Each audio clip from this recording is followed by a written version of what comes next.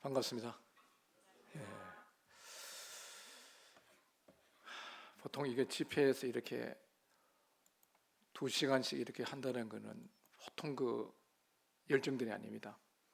뭐 강사도 조금 힘들기도 하지만은 집회하는데 5번을 나오려 해보세요. 얼마나 힘들겠어요. 또 이 시간은 또 굉장히 졸리는 시간이에요. 예. 그런데도 이렇게 또 이렇게 함께 해주시고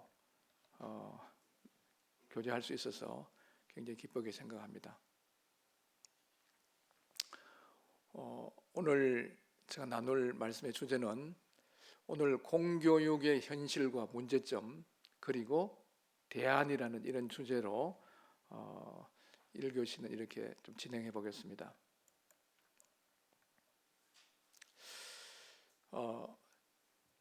저는 이제 목회를 하다가 지금 이제 이 교육계에 와서 약 한 9년째 이렇게 이제 그 학부모들을 상대로 하고 또 교육하면서 이렇게 많은 분들의 이야기를 듣습니다. 지난 겨울 방학 때 제가 이제 이 여러 지역들을 다니면서 이렇게 사람들을 만나서 이런저런 이야기도 하고 듣기도 하고 이렇게 했는데 한 30년 전에 이제 복음을 전해준 분이에요. 그분이 이제 지금 모임에 계시지는 않는데 아주 훌륭한 분이에요. 인격적으로 훌륭하고 그랬는데 저에게 한번 대접하겠다 그래가 제가 부산 내려갔을 때 이제 식사 대접을 받고 또 차를 마시면서 이야기를 쭉 했습니다. 그러다 보면 뭐 현안적인 그런 이야기들도 하고 또 자녀 이야기를 하게 되잖아요. 잘 길렀어요, 애들을. 사람 생들을 볼 때 뭐 한 자녀는 의사가 돼가 있고 한 자녀는 그 교사예요. 그러면 어느 정도 뭐 교육은 생사람 봤을 때 잘 시켰다 볼 수 있잖아요. 근데 그분이 이런 이야기 하는 거예요. 형제님, 제가 자녀 교육에는 실패했습니다. 그런 이야기 하는 거예요. 저 볼 때는 뭐 잘하고 있는 것 같은데 이런 생각이 들었는데 둘 다 교회를 안 나온다는 거예요. 그러면 그 성공적인 교육일까요? 아니면은 그렇지 않은 건가요? 그건 이제 개인에 따라서 다르게 판정할 수도 있어요. 또 어떤 지역을 갔는데 그 다른 분들을 통해서 들었는데 빨리 그때 참 디모데학교가 생기지 않아서 우리 자녀들을 못 보내는 게 참 아쉽다. 그러면서 그 두 자녀가 있는데 또 공부를 너무 잘했어요. 그리고 임용에 다 합격해갖고 둘 다 정식으로 교사가 됐습니다. 요새는 정식 이렇게 이제 뭐 교대나 사범대 나와갖고 정식 교사 된다는 게 쉽지 않거든요. 근데 둘 다 됐는데 문제는 뭔가 하면 교회를 안 나온다는 거예요. 그래 어머니 입장에서는 굉장히 그거 한 거죠. 뭐 직장들 그 교사 갖고 있으면 좋은 그런 교육 대상이잖아요. 거의 불신으로 가는 게 뻔하거든요.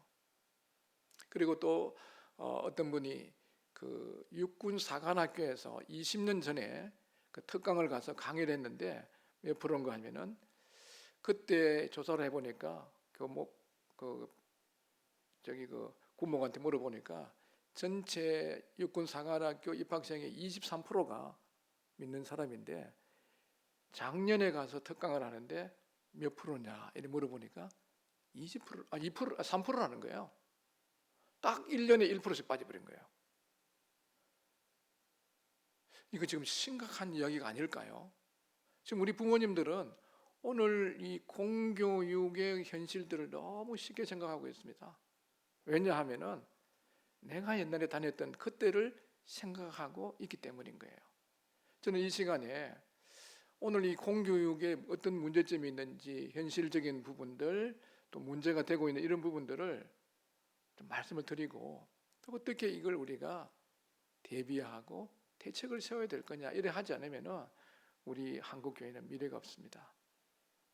우리 자녀가 아무리 공부를 잘하고 또 좋은 대학에 들어가고 했는데도 이 참되고 살아계신 하나님을 알지 못하고 믿음에서 떠나서 세속적인 방법으로 살아간다 그러면은 그건 결코 본인에게도 또 그 가정에도 교회에도 축복이 되지 않죠. 자, 우리 지금 공교육에 대해서. 자, 공교육 했을 때 이 교육에는요, 철학이 있습니다. 교육 철학. 또 혹은 교육 이념이라는 게 있습니다.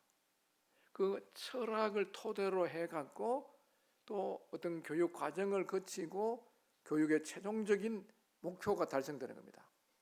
그래서 어떤 회사에 있으면은요, 그 회사에는 어떤 제품을 만든다 그러면요, 그 뭐 회사의 그 사장님의 그 회장님의 철학도 있고 또 어떤 과정에 의해 갖고 쭉 이렇게 프로세스를 쫙 거치면은 최종적으로 딱 제품이 나오게 되어 있거든요.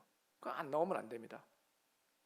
교육도 마찬가지입니다. 그런 이 보이지 않지만 이 철학, 이게 있는데 두 개인 거예요. 하나는 인본주의 적 사고에 의한 그렇게 구성되어 있는 교육 철학이 있고, 또 한 가지는 성경을 중심으로 한 신본주의적인 철학을 가지고 세워진 학교가 있는 거예요.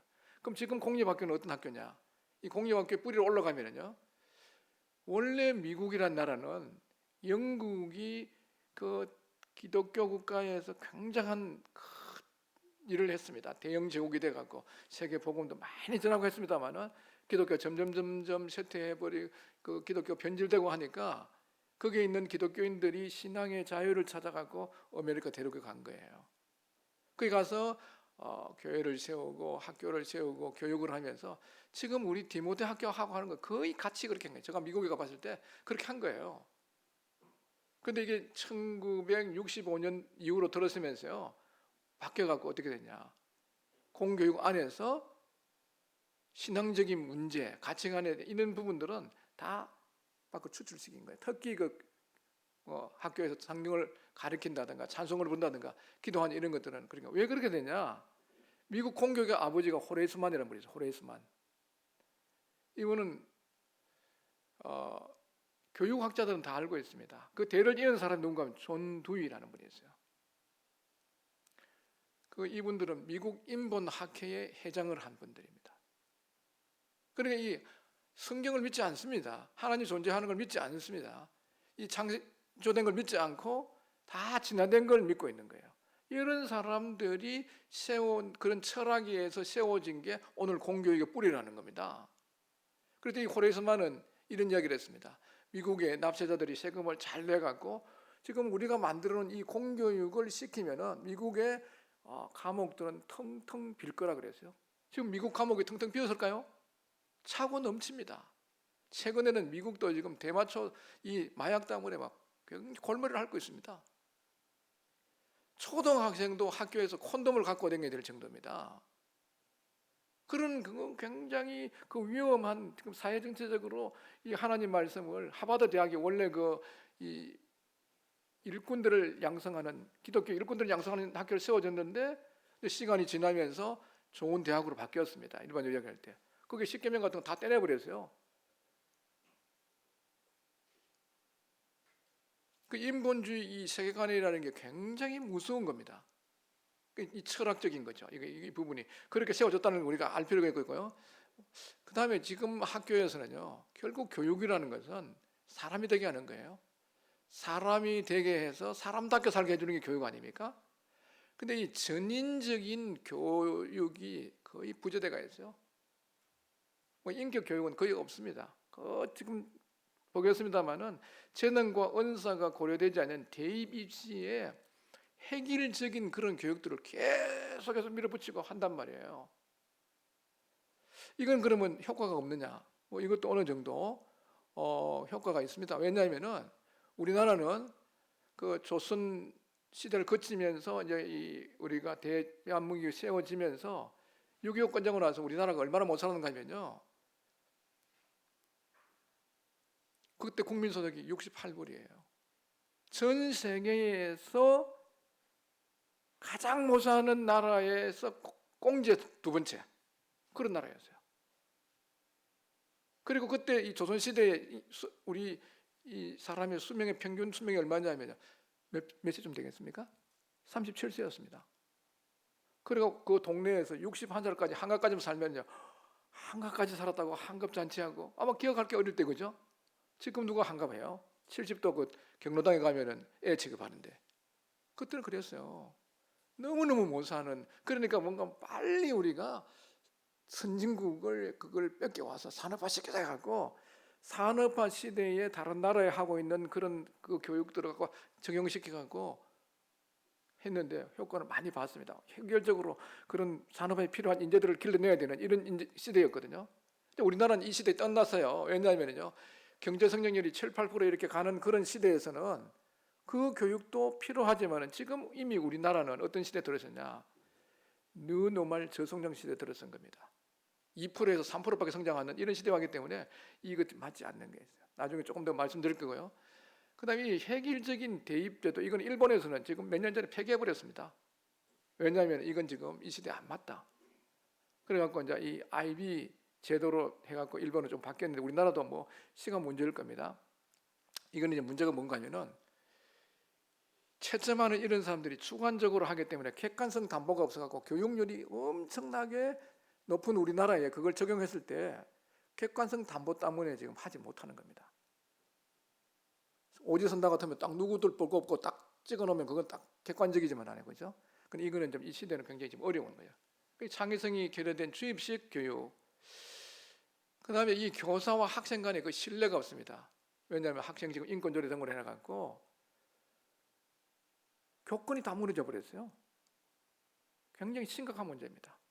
이 교육을 통해서 가정에서 부모님을 존경하고 또 학교 가서 교사의 건의에 순종할 수 있는, 이렇게 됐을 때 이 학업이 이루어지는데 지금 이런 것이 다 지금 무너져 버렸어요. 교사 인권은 다 어디 가버리고 학생 인권만 계속 강조하다가 지금 이런 부분이 왔어요. 그 다음에 이 우리가 배워야 될 게 뭔가 하면 공동체가 매우 중요하지 않습니까? 근데 이 계속해서 이 공교육은요, 개인주의를 강화시킵니다. 그 다음에 등급을 이렇게 매기는데 이것도 어떤 면으로 뭐 전혀 필요 없는 건 아니지만요, 우리 내신 등급, 수능 등급이 있는데 등급을 매겨요. 한 줄로 세워버리는 거예요. 이게 어떤 면으로 너무 우리가 보편화되어 있습니다만은 한 줄을 세우면 항상 1등이 나오고 꽁지가 나옵니다. 그러면 이 하나님께서 사람을 만들 때 다 틀리게 만들었거든요. 저는 가끔 학부모님들 교육하고 그랬을 때 이 토끼하고 오리를 하나님 거북이를 만들었어요. 근데 먼저 달리기 시면 어떻게 되겠어요? 토끼는 싹 빨리 가지만 거북이는 천천히 갑니다. 또 저희들이 학교에서 이제 그 동물들 제가 한 7가지 정도 이렇게 길러봤는데, 종류를 길러봤는데, 그 닭장 안에다가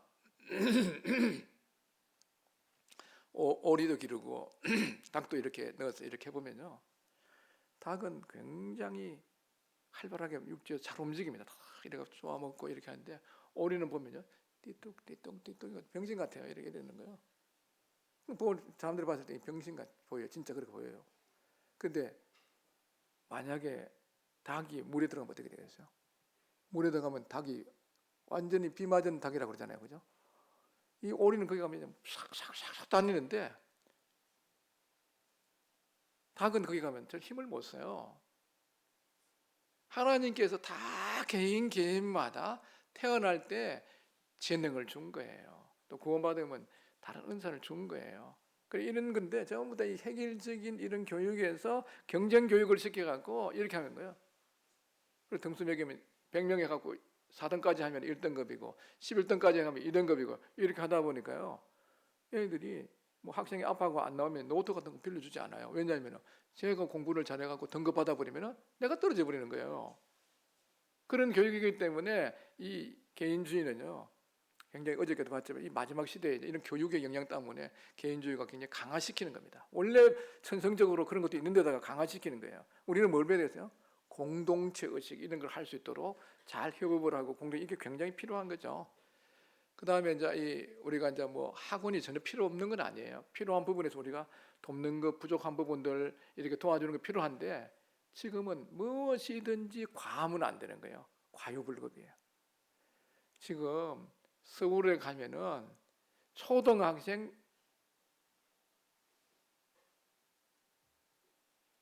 의과대학 진학반이 있습니다.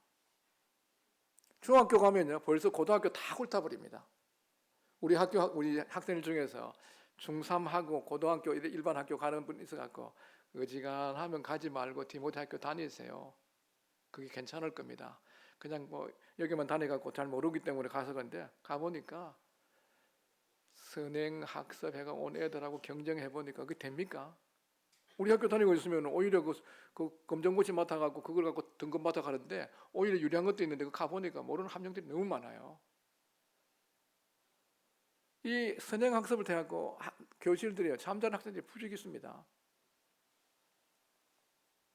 그 다음에 이제 이 교육을 받으면 행복해져야 되는데, 배우고 익히면 행복해져야 되는데, 지금 배우면 새로운 걸 배우면은 호기심이 발동되고 이렇게 돼야 되는데 그런 게 없어요.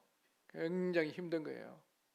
지금 우리 그 옛날에 그 교감 선생님 했던 그분이 퇴직하시고 나서 주변에 있는 어떤 중학교에 가서 지금 시간 강사를 하고 있는데, 야, 이렇게 공격이 지금 붕괴된 지, 그분이 또 공격 그만둔 지 10년 넘었거든요. 그러고 나서 너무너무 지금 어렵다는 거예요. 그 이야기를 지금 하시더라고요. 행복하냐. 교육 받으면서 애들이 너무 스트레스 받고 공부 그 주입식 목적도 모르고 공부만 하다 보니까 애들이 스트레스 너무 많이 받고, 그다음에 애들이 그 주변에만 해도 그 이야기를 들으니까 7명이 자살했다고 하더라고요. 제가 있는 그 지역에 학생들이. 그리고 이 행복지수가 우리나라에 이 OECD 국가는 최저예요. 3일에 1명이 자살합니다. 근데 학교 안에서요, 어저께 좀 말씀드렸습니다만은 세속 문화가 너무 많이 들어가 있어요. 옛날에는 그래도 선생님이 그런 걸 욕하면은 나와 그러면 안 되고 알겠습니다.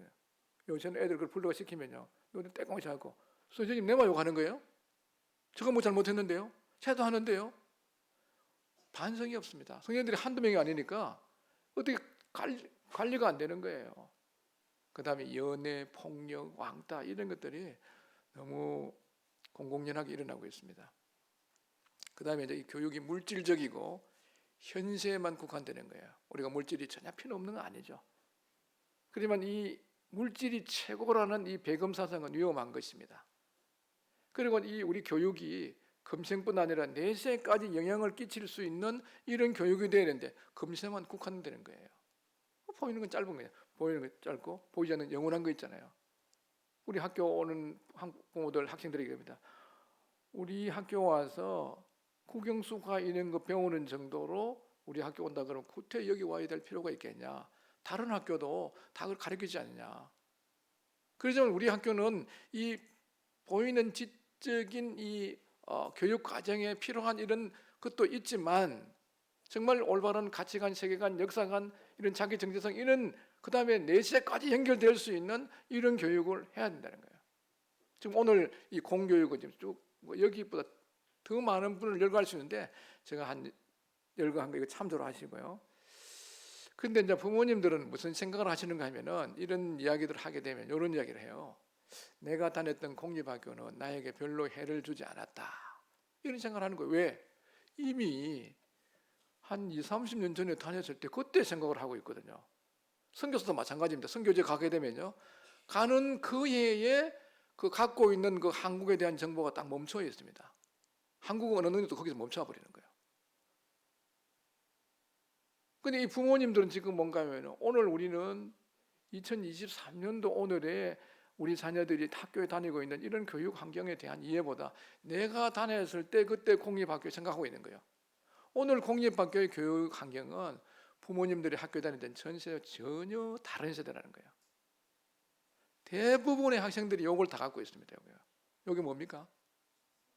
없는 학생 거의 없습니다. 이게 진짜 문제입니다. 우리 학교에서는 지금 학교 오면은 스마트폰 거의 못 쓰게 해요. 가능한 폴더폰을 쓰게 하고 요거는 각 오면은 꼭 그다음에 반납해라 그래요. 그 처음에는 굉장히 뭐 어려울 것 같는데 다 안 쓰니까 문제가 없어요.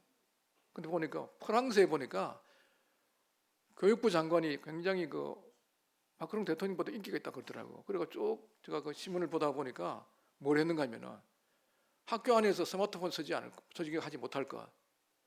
그 다음에 합창을 하는 게 굉장히 좋대요. 합창을 도입하고 세 번째로 뭐 하는가 하면은 이중 언어. 그렇게 이제 프랑스어도 쓰고 영어로 이렇게 하겠죠. 이렇게 하는 그거 하는데 보면 우리 학교는 두 가지 똑같이 하더라고요. 우리는 뭐 기도 중에 이렇게 했는데 지금은 너무 이게 많이 들어갔고요. 이 애들이 잘못된 걸 너무 많이 받아들이고 있어요. 몰라야 되는 걸 자기 나이에 몰라야 되는 걸 너무 많이 알고 있는 거예요. 이런 것들이 애들 와서 막 퍼뜨리는 겁니다. 대부분의 공립학교들은 기독교인들로 하여금 우리에게 보여주신 하나님의 말씀의 원리대로 가르치고 배울 수 없도록 조직되어 있는 거예요. 학교 안에서 성경적인 이야기 하지 말라는 거예요. 옛날에는 그래도 선생님이 그 뭐 과학 시간이든지 이런 시간에 갖고 좀 도덕적인 거 이렇게 하니까 우리 그 조금 전에 말씀드린 교감 선생님 가서 조금 이렇게 애들한테 얘기하니까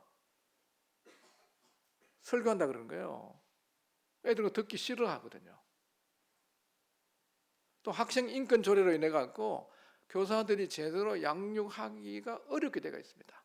학생 인권 조례라는 거 어떤 분이 보냈는데 보니까 정말 기가 막힙니다. 애들 망치는 인권 조례가 너무 많이 있는 거예요. 그래서 지금 일부 지역에서는 지금 정권이 바뀌면서 그 새로 개정하려고 지금 노력하고 있습니다. 지금 이 일부 여기 나와 있는 실제적인 건데 한 20몇 명 되는 교실에 5명만 강의 듣고 엎드려 잠자고 있습니다. 그 인본주의 교육이 이제 뭐냐? 이거 좀 말씀드리면요. 인본주의 교육은 사람이 만물의 중심이며 진리의 결정자로 자율권을 가지고 있으며 단지 타인에게 피해를 끼치지 않는 한 자신이 원하는 모든 것을 다 할 수 있다는 세계관의 이야기인 교육입니다. 자기가 만물의 중심이다. 또 내가 결정하면 맞는 거다. 이런 그 바탕에 깔려 있기 때문에 그 교육을 계속 받게 되면은 개인주의적이 굉장히 극화되면서 성경의 가치관하고 부딪힙니다. 그 다음에 대부분의 공립학교는 인본주의 교육 철학을 근간으로 학교가 세워져 있고 교육과정과 교육활동 그리고 교과서도 무신론적인 진화론 관점에서 구성이 되어 있다는 거예요. 그 무신론적인 진화론적인 게 이게 이제 쫙 녹아있기 때문에 그걸 뭐 조금 배우면서 뭐 성경을 믿지 말라든가 교회를 가지 말라든가 예수님을 믿지 이런 건 없지만요. 이런 그 무신론적인 진화론적인 이런 것들이 녹아있기 때문에 조금 먹으면서 들으면서 배우면서 애들한테 이게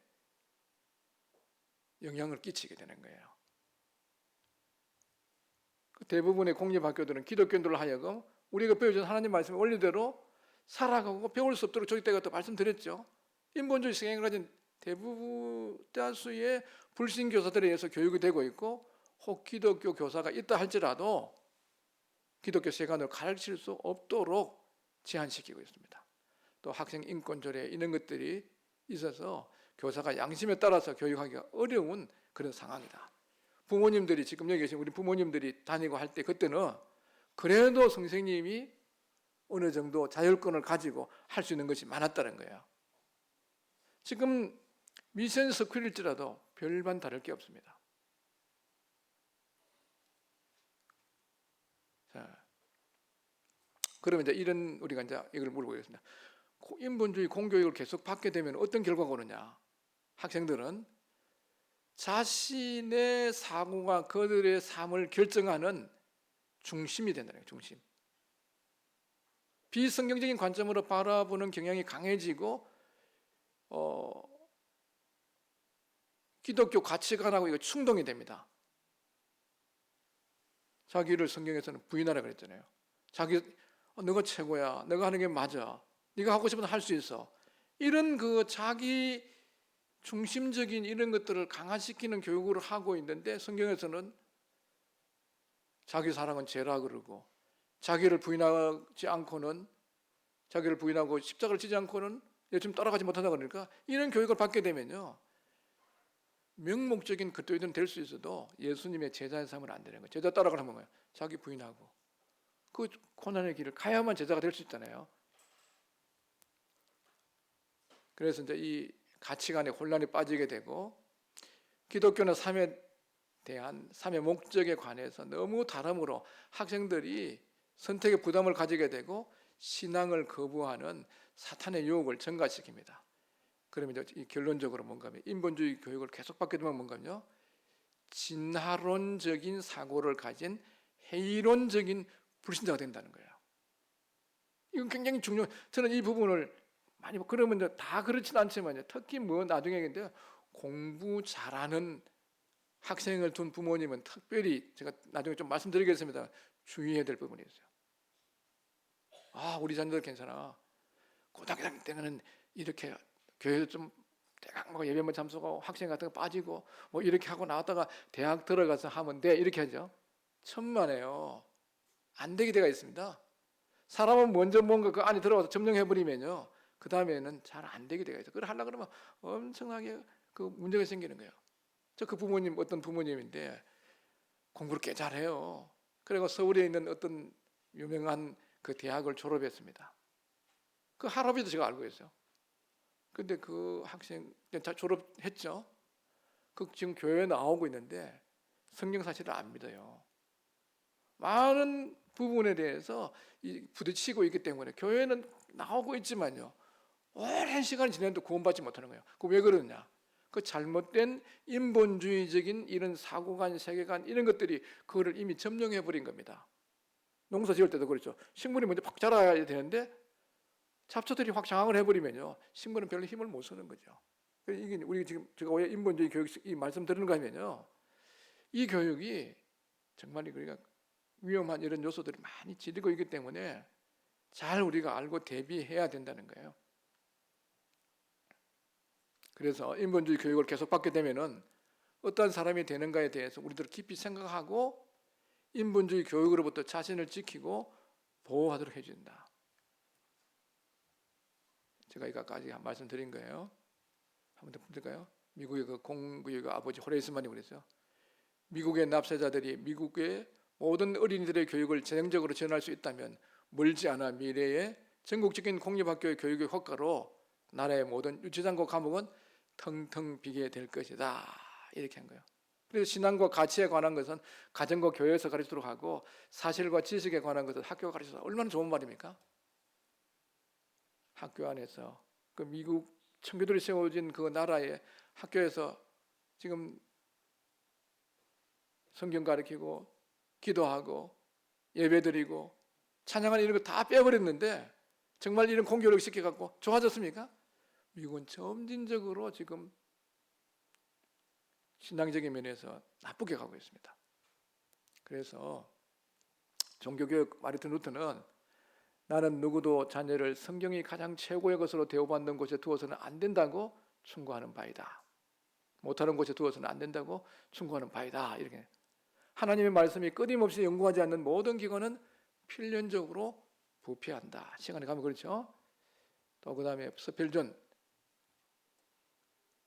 설교의 왕자라고 부르는 스필존, 인생에 있어서 하나님이 지배한다는 사실 하나만 어린아이에게 빼앗아 보라.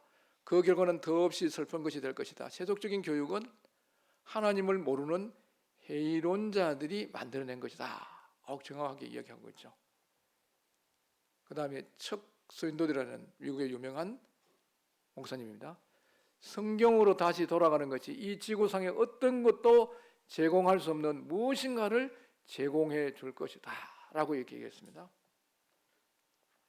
그러면 이제 우리가 시간이 이제 대안적인 방법이 뭐냐? 자, 이걸 좀 말씀드리겠습니다. 첫째는 뭔가 하면 오늘 공교육의 현실에 대한 이해가 필요해요. 제가 좀 장황하게 이렇게 오늘 공교육에 대한 이런 부분들을 말씀을 드렸는데 왜 그러냐?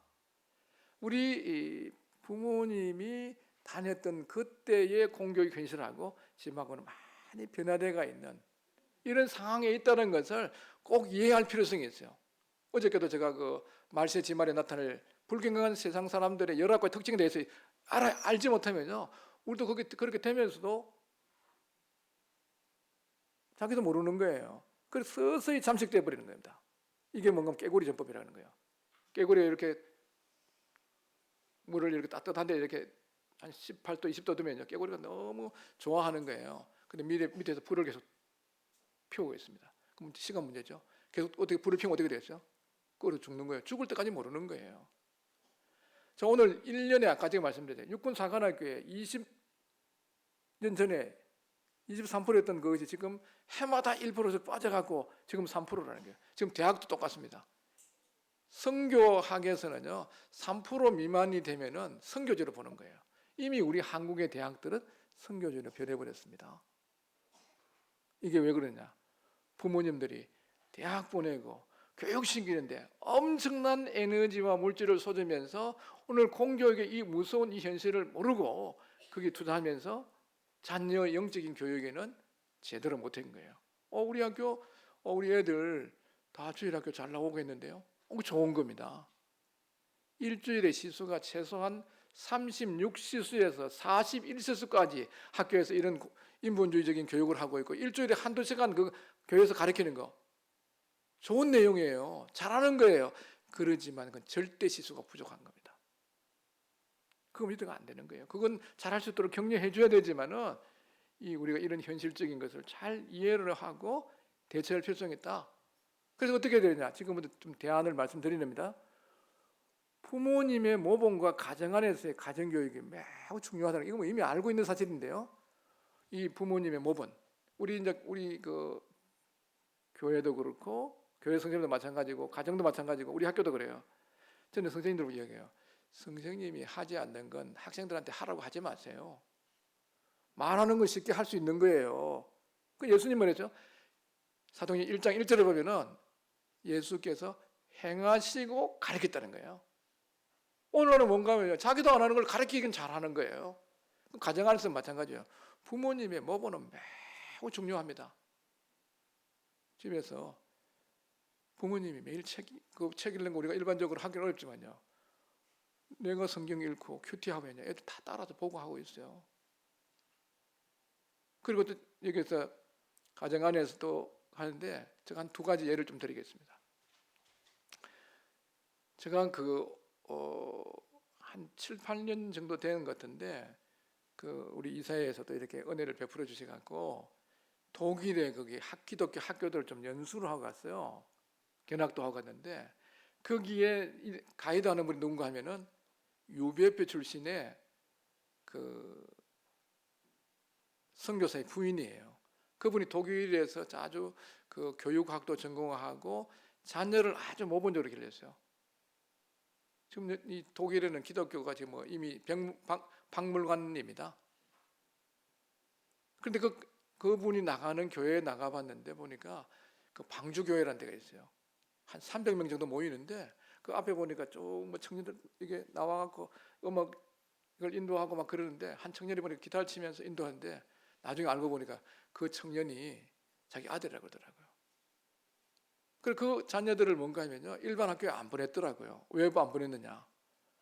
너무 오늘날 같으면 이게 성교육을 시키는데 너무 불필요한 이런 것들을 너무 그렇게 해가지고 이런 교육을 우리 자녀에게 시켜서는 안 되겠다 해가지고 기독교적인 이 학교를 보내가지고 시켰어요. 그런데 보내놨는데 학교에서 연락이 온 거예요.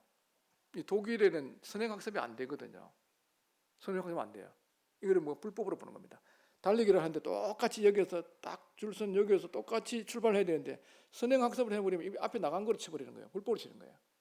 그래갖고 전화가 와갖고 지금 부모님의 자녀가 독일어를 거의 만점 맞췄다는 거예요. 어떻게 외국에서 온 학생이 독일어를 이렇게 만점을 맞출 수 있느냐? 이건 이렇게 특별하게 과외 수업 같은 이런 거 하고 있지 않느냐? 이렇게 얘기하는데 전혀 그런 게 없다.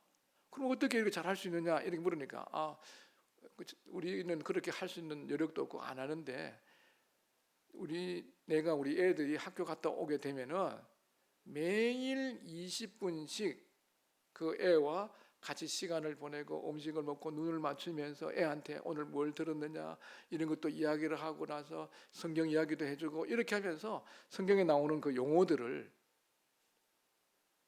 다 독일어로 설명해주고 이렇게 하면서 가르쳤다는 거예요. 그러니까 이 애가 언어 능력이 굉장히 발달돼 갖고 나중에 보니까 이 독일에서 의사가 됐더라고요. 그러면서 그분 이야기는 뭔가 하면 어릴 때부터 매일 그분도 맞벌이 부부를 했는 거예요. 지금 오늘 대부분의 맞벌이 부부 하잖아요. 그래서 저는 그 부분이 굉장히 그거대가 우리 며느리한테도 제가 이야기해줘서 우리 애들도 지금 맞벌이 부부 하거든요. 그 매일 그 자녀들과 20분씩을 바쁘지만 아주 중요하게 생각한다는 거예요. 자기는 이제 양적으로 많은 시간들 애와 보낼 수는 없지만 질적으로 하는데 매일 20분 굉장히 큰 거예요. 저는 볼 때 그 부분의 교육에서 그 핵심이 아닌가 이렇게 보이더라고요. 매일 20분을 했는데 애들이 지금 믿음 안에 잘 크고 있고 하나는 공대 나와갖고 다른 또 기업체에 일하고 있는 두 자녀를 믿음으로 잘 이렇게 기른 거예요. 맞벌이 부부 하면서 대부분 자기들까지는 신앙을 지켰는데 그 다음 세대 못 지킨 데가 많잖아요. 이분들은 굉장히 그런 비결이 있더라고요. 지금 또 한 가지 이야기는 저희 그 자매 이야기예요. 저희들도 이제 중국에서 선교하고 있으면서 한 10년 동안 저희들은 뭐 외국 학교라는 건 돈도 없고 그때 보낼 생각도 없었고 그 현지 학교를 보냈습니다. 현지 학교에 보내다 보니까 현지 학교에 보내는데 뭐 문제인가 하면요, 거의 공산주의 교육, 진화론, 유물사관 이런 교육들을 계속 시키는 거예요. 정치 같은 건 더욱 그래요. 그러니까 이제 저는 좀 뭐 복음 전하러 다닌다, 뭐 성도 만든다 이러고 있는데 우리 자매는 좀 외적인 활동하는 거 별로 좋아하지, 좀 이렇게 손님들 오면 대접하는 건 하지만, 그러니까 매일 우리 애가 학교 갔다 오면은요 한 2, 30분 매일 같이 이야기해요. 같이 하고 오늘 공산주의 심어놓은 그런 사상들에 대해서 바로 그날 잘못된 것은 수정시켜 버리고 이런 식으로 해서 많이 교육을 했어요. 지금 우리 애는 이제 공산주의적인 그런 사상을 갖고 있지 않는데 한국에서 지금 학교 다니는 그 분들 중에서 좌파 교육 들어가고요 공산주의 사상가가 많이 있습니다. 그 영적인 그런 부분에서 제가 여기 지금 말씀드리는 것은 지금 거의 맞벌이 부분 많아요. 산만 볼 때 간다는 것은 거의 맞벌이 하지 않으면 안 되는 이런 시대에 살고 있는데, 이때에 우리가 특별히 여기서 이제 제가 말씀드리는 것은 꼭 자녀들과 함께 20분 정도 그런 시간을 가지는 게 참 중요합니다. 교육은 한순간 토요일 날 몰아갖고 1시간 반 하는 그런 거 별 효과가 떨어집니다. 토요일 우리 모여가 예배 드려야지 이렇게 하지 말고요, 그것도 하면서 하는 거예요. 20분, 하루에 매일 한 20분 정도 그렇게 해요. 우리 학교에서 이제 매조천구 이해되시죠? 매조천구 매일 조금 천천히 꾸준히. 이게 교육이라는 게 그렇게 해놔요. 매일 조금 천천히 꾸준히 해가게 되면요, 우리 신앙도 마찬가지인 거죠. 이런 부분들을 꼭 하는 게 필요합니다. 그 다음에 이제 이 오늘날 교육은요, 아까 얘기한 대로 거의 대입에 몰입되어 있기 때문에 뭐가 빠지는가 하면요, 이 교육도 현실적으로 필요 없는 건 아닌데 전인적인 게 빠져 있죠. 그 예수님이 우리 누가복음 한번 보세요. 누가복음 보면은 2장 52절에 보시면은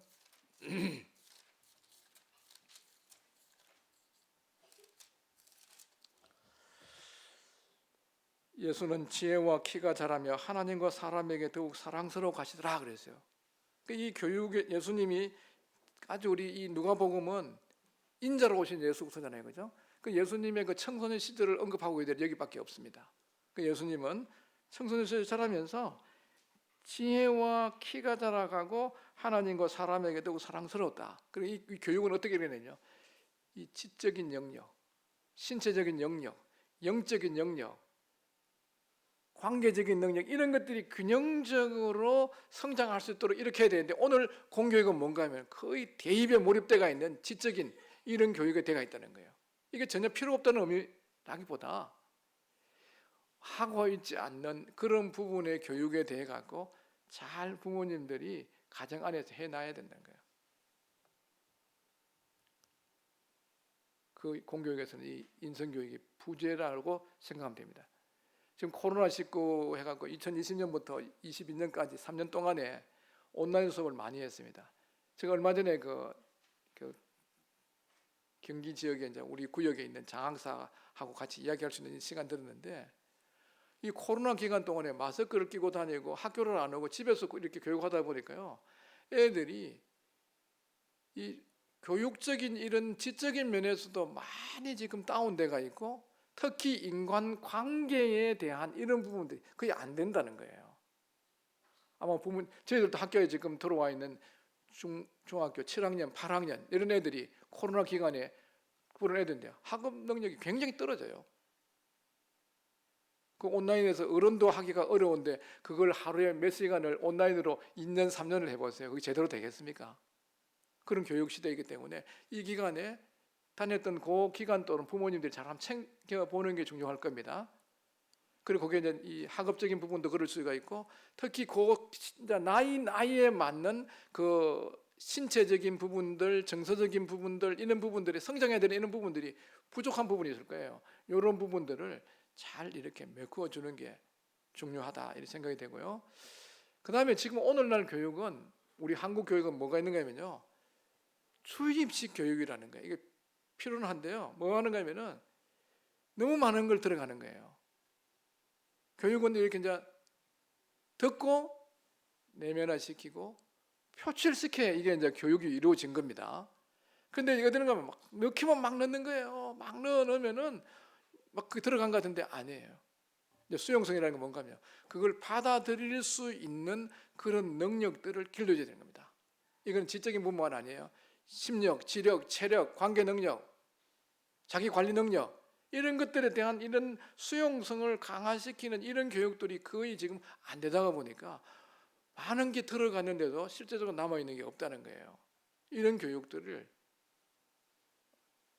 좀 이렇게 잘 수용성 높이는 게 필요하죠. 이걸 성경에서는 뭔가 하면요, 이런 얘기 하고 있잖아요. 10분은 비유가 있는데 4가지 밭이 있습니다. 그죠? 길가에 떨어진 거, 돌밭 떨어진 거, 가시밭 떨어진 거, 좋은 땅에 떨어진 거. 씨는 좋은 거예요. 근데 그걸 받아들일 수 있는 그 상태가 나쁘기 때문에 결실을 못하는 거예요. 오늘날 엄청난 걸 뿌리지만 결실을 못하는 이유가 뭐냐? 밭의 상태. 이 수용성이 떨어지겠다는 이런 부분들. 우리 지금 한국에는요, 모든 게 과잉입니다. 옛날에는 우리가 먹는 것도 그래요. 너무 먹을 것이 없어서 문제가 생겼습니다. 그러나 현재는 뭔가 너무 많은 걸 먹어갖고 문제 생기는 시간이에요.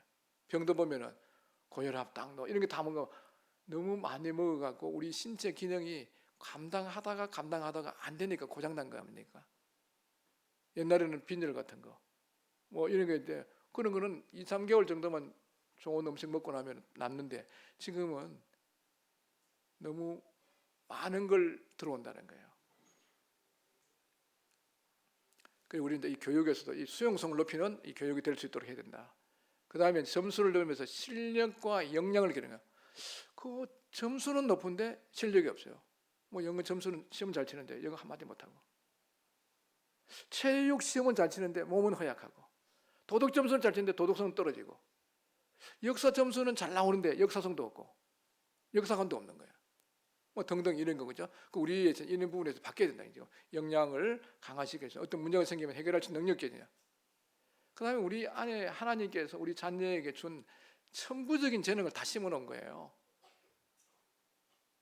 이 천부적인 재능이 뭔지를 개발해내는 게 교육이다 저는 생각했습니다.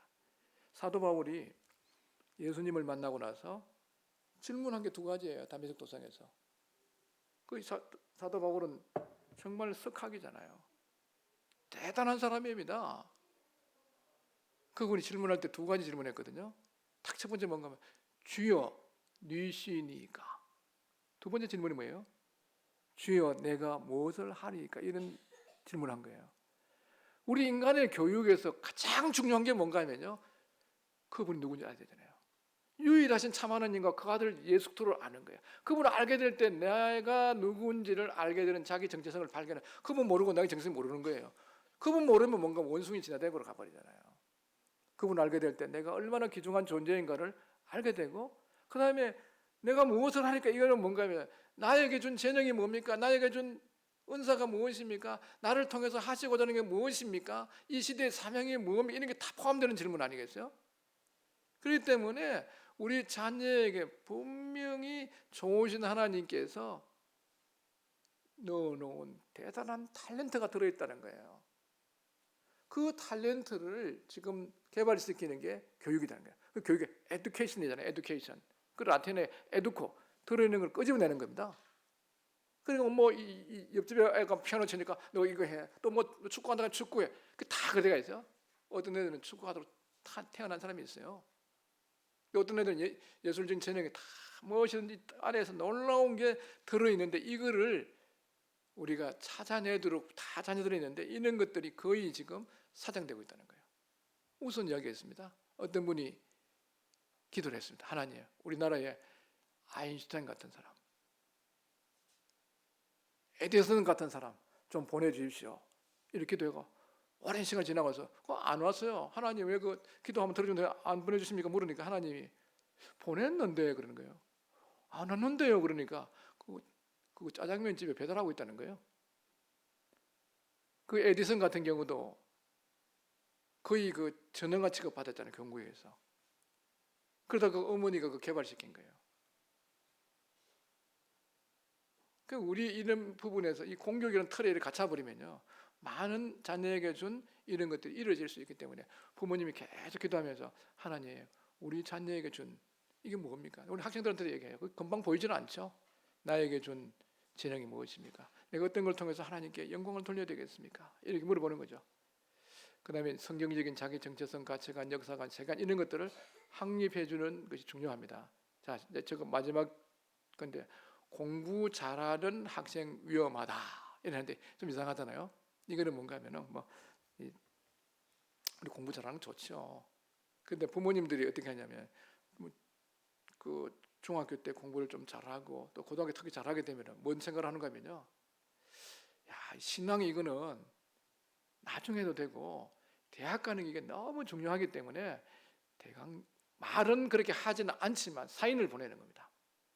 그래 보내갖고 아주 그거 공부 쪽으로 많이 하도록 이렇게 이제 보내는 거예요. 실제적으로 좀 괜찮은 고등학교 가게 되면요. 수행 평가, 내신 관리, 수능 관리 해갖고 정신없게 만듭니다. 그럼 오늘 이 시대는 뭔가면요. 신앙을 잡을 거냐, 이거 할 거냐, 이게 두 개의 전쟁입니다. 그런 부분에서 부모님의 이 가치관이 똑바로 서 있어 갖고요. 혹 좋은 대학에 못 가더라도 이 신앙에 실패하면 안 된다. 혹 또 필요하다 그러면 내가 목표하는 그 대학 가게에서 1년 재수하면 된다. 이런 각오를 해야 되는데 신앙은 나중에 하면 돼. 그리고 나중에 대학 들어가서 해. 이런 부모들 제가 들어봤습니다. 다 실패해요. 어느 정도 좋은 대학 갔어요. 그런데 나중에 떠나버리고 불신결혼하고 이러다가 이제 이게 성공이라고 할 수 있습니까? 행복하겠습니까? 하나님의 미래의 축복을 받을 수 있겠어요? 그러지만 좀 좋은 대학 못 가더라도 정말 하나님 경외하고 말씀에 순종하고 성경의 가치관대로 갔을 때 저는 그런 사람들도 봤습니다. 점점 떠오르는 태양처럼 밝아지는 겁니다. 오늘은 쉽지 않은 시대예요. 그래 부모님들 이런 유혹에 빠지지 말기를 바랍니다. 자, 그리고 지금 우리 시대는 4차 산업, AI 많이 들어봤잖아요, 그죠? 이런 시대에 돌입하고 있기 때문에 오늘 이 교육에서 굉장히 변화가 필요한 이런 시대에 와 있습니다. 공교육에서요, 이 변화가 필요한 시대인데, 요건 다음 시간에 제가 이어갖고 좀 이쪽 분야에 좀 이렇게 말씀드리겠습니다. 말씀 정리합니다. 지금 우리가 이제 대부분의 자녀들이 공교육 보내고 있습니다. 근데 이 공교육이 얼마나 위험한 부분을 지니고 있는지, 우리 자녀에게 또 다른 부분에 좋은 것도 많이 제공하고 있지만 정말 결정적인 이런 부분의 위험성이 있는 이 부분이 어딘가를 부모님이 인식을 해야 된다. 그리고 그 매일 한 20분 정도는 자녀와의 시간을 가지면서 세상에서 들어오고 있는 이 독소적인 이런 부위들을 빨리 그날 해소시켜 버려야 되는 겁니다. 그런 하지 않으면요, 공교육을 그대로 받고 나가게 되면은 대부분의 우리의 자녀들은 불신 회의론자가 될 확률이 매우 높다는 것을 꼭 인식하시고, 오늘 이렇게 방안 이렇게 말씀드리는데 이거는 이제 참고를 하시고요. 어떤 한 부분에 하나라도 실천하시면은 좋겠다 이런 생각이 듭니다. 오늘 1교시는 여기서 마치고 좀 쉬었다가 하겠습니다.